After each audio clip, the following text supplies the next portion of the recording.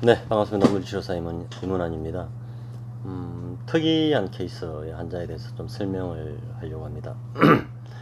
벨스 팔시, 안면마비입니다. 페이셜 러버 팔시라고도 하고, 한의학에서는 구아나사라고 알려져 있는 이 질환인데요. 지난주 일요일 날 마비 증상이 와가지고,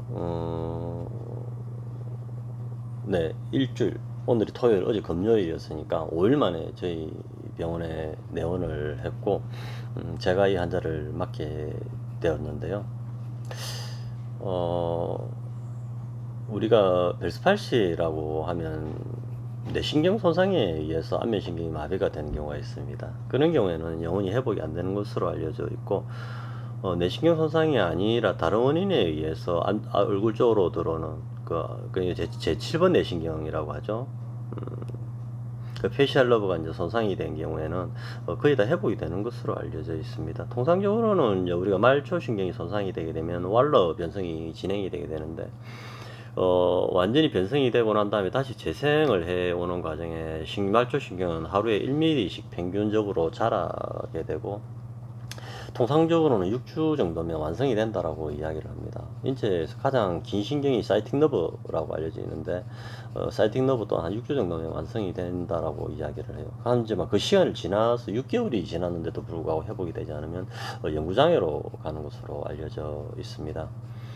그게 가끔씩 이제 허리 수술을 하는 과정에 다리 쪽으로 내려오는 신경을 마비를 시켜버림으로 인해서 회복이 안 되는 경우도 사실 있죠. 저도 실제로 본 경험이 있고요. 아무튼 이 안면신경 제7번 뇌신경이라고 하는 이 페이셜 러버의 마비에 의해서 입이 옆으로 돌아가는 현상들인데요. 이 질환 또한 손으로 치료할 수 있을 가능성이 있는 것 같아요. 현재는 2번을 치료를 했고, 다음 주 월요일 다시 내원을 하기로 스케줄을 잡고 갔는데,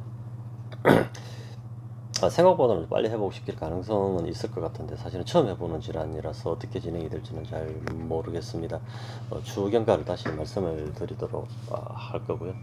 제가 20년 전에는 병원급에서 근무를 했기 때문에 이러한 안면마비 환자들이 굉장히 자주 봤었습니다, 실제로.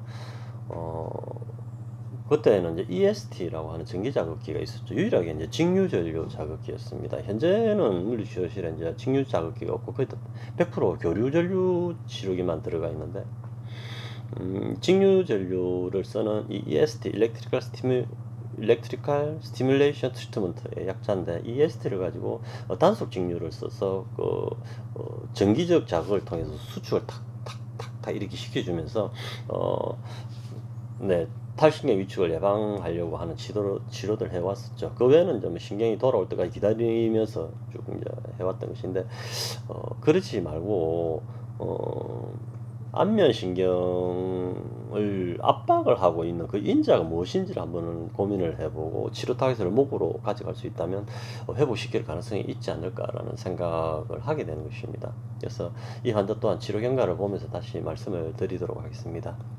좀 전에 제가 말을 하다가 살짝 지나갔는데, 우리가 마비된 조직, 안면신경뿐만 아니라 라디알 러브라든지 울nar 러브, 페로니알 러브, 티비알 러브, 이런 마비된 조직에 우리가 전기 자극을 하고 있어요. 지금 교류 전류이긴 하지만 정상적으로는 단속 직류인 EST를 써야 되는데, 이 마비된 조직에 전기자극을 하는 이유가 뭐냐라고 질문을 던지면 많은 물리치료사들이 그 이유를 모르고 있어요. 그 전기자극을 하면 손상된 그 마비가 된 말초신경이 회복이 될 것이다라고 착각을 하고 있는데, 그렇지 않죠.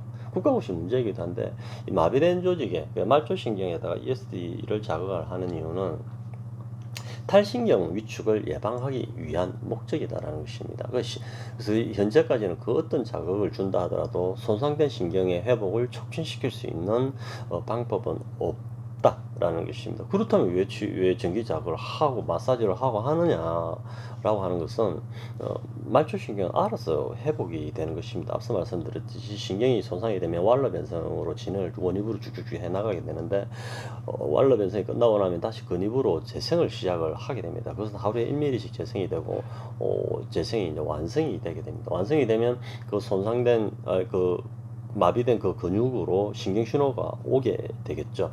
오게 되면 활동 연이가 발생하면서 액틴과 미오신의 크로스 브릿지가 발생을 한 이후에 건수축이 일어나야 되는데, 식기기 마비되어 있는 동안 근육이 수축이 위한 작동을 하지 않음으로 인해서 근육은 섬유화, 파이브로시스로 진행을 하게 되고 6주가 지난 이후에 신경이 다 회복이 됐다 하더라도, 그래서 신경이 근육으로 신경 신호를 보낸다 하더라도 그 역할을 못 해내는, 그 근육이 신경 신호의 명령을 수행하지 못하는 결과가 발생할 수가 있기 때문에, 신경이 회복될 때까지 근육을 최대한 건강한 상태로 유지를 시키기 위해서 EST 치료를 하는 것이다 라는 추가적인 좀 설명을 드리겠습니다.